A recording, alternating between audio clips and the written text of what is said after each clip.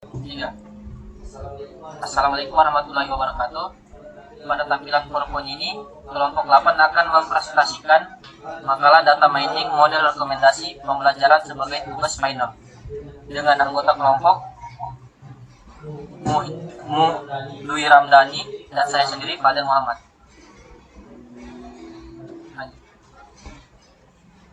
Pada slide pertama yang dibawakan oleh saya sendiri, pendahuluan.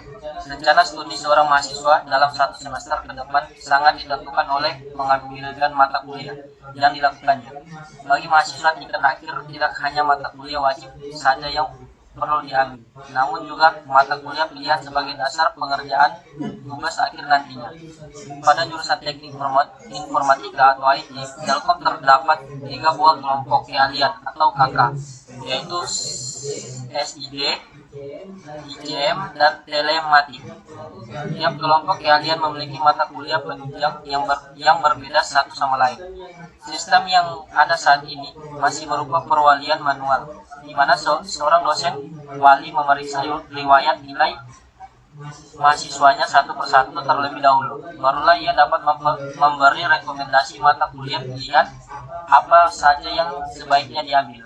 Sistem seperti ini jelas menguras waktu dan tenaga. Sistem yang dibangun akan memanfaatkan teknik data mining yang telah terbukti dalam beberapa tahun terakhir dapat menangani jumlah data yang begitu besar, seperti pada analisis pasar, deteksi penipuan, pengendalian reproduksi, dan masih banyak lagi.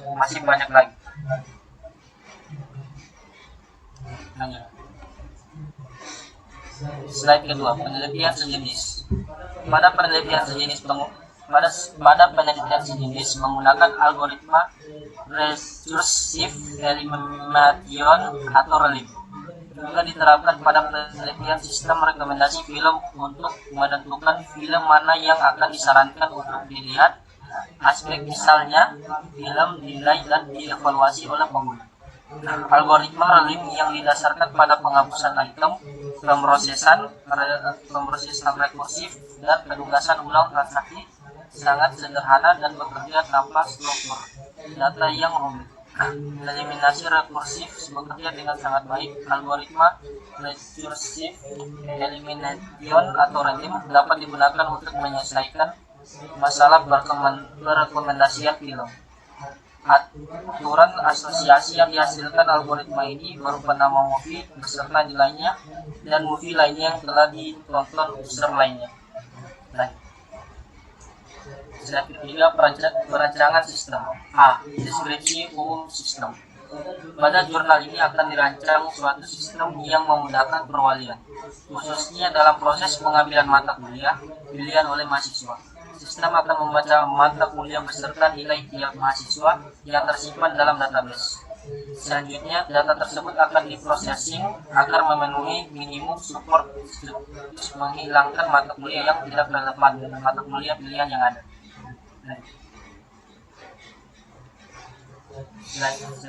Selanjutnya, B. Recursive Elimination Algorithm atau RELIM.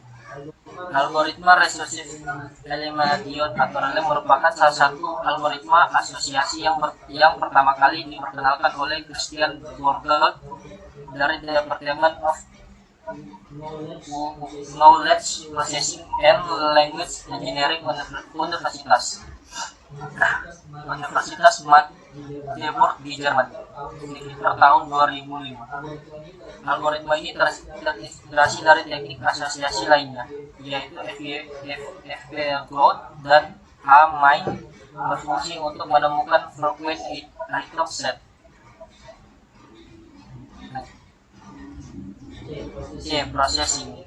Tahap ini berupa data cleaning dan data interrogation, data transformation, dan data reduction untuk menghilangkan noise dan inconsistency, serta mereduksi ukuran data agar lebih sesuai dengan kebutuhan sistem. Data mentah didapat dari UPT, Cisco, IT, Telkom, atau sekarang Telkom Universitas.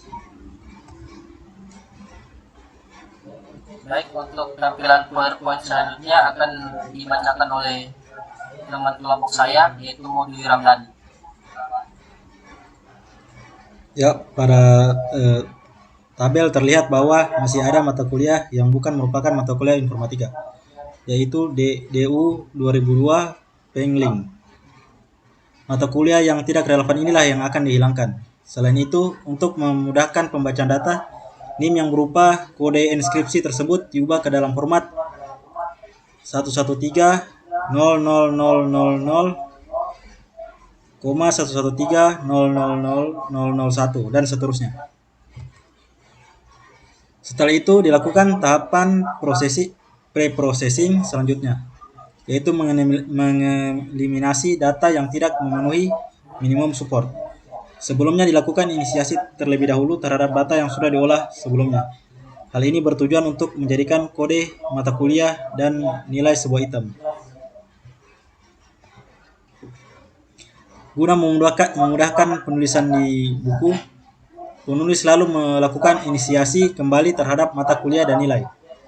Inisiasi yang dilakukan dapat dilihat pada tabel 03 berikut.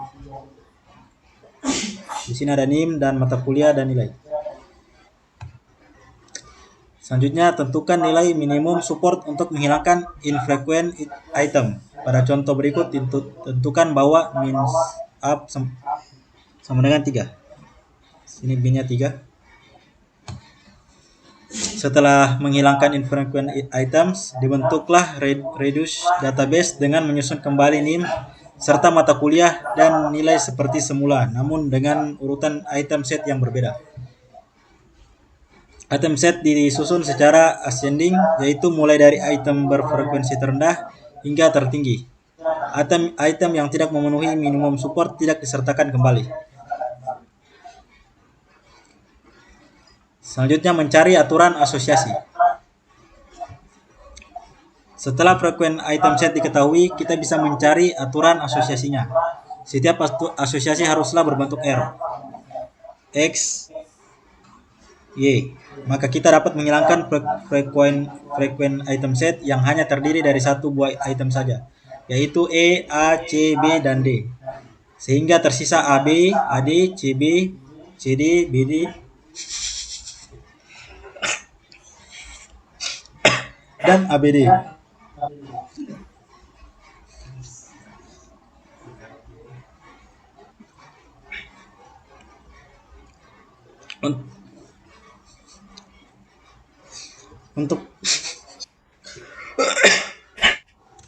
Untuk contoh kasus ini, penulis mengambil contoh 3 buah frequent item set saja, yaitu AB, CD, dan ABD. Ini adalah tabelnya.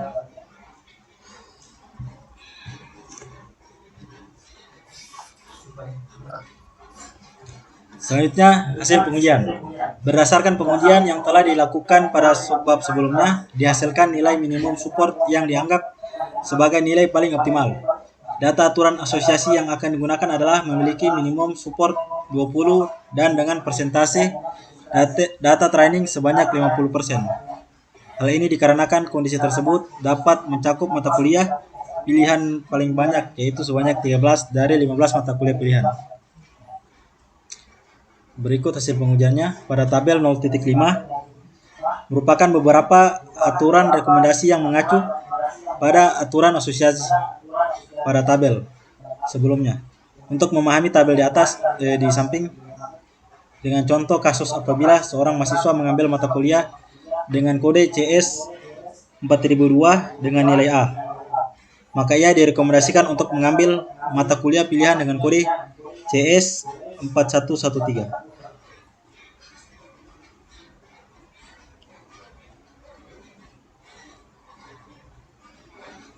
Pada tabel tersebut, tidak semua mata kuliah pilihan dapat direkomendasikan.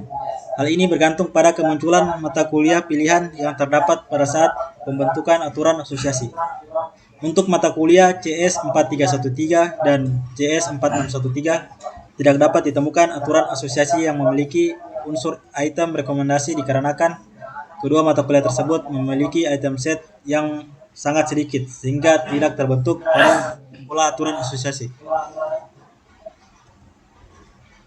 Berikut adalah hasil pengujian plagiarisme menggunakan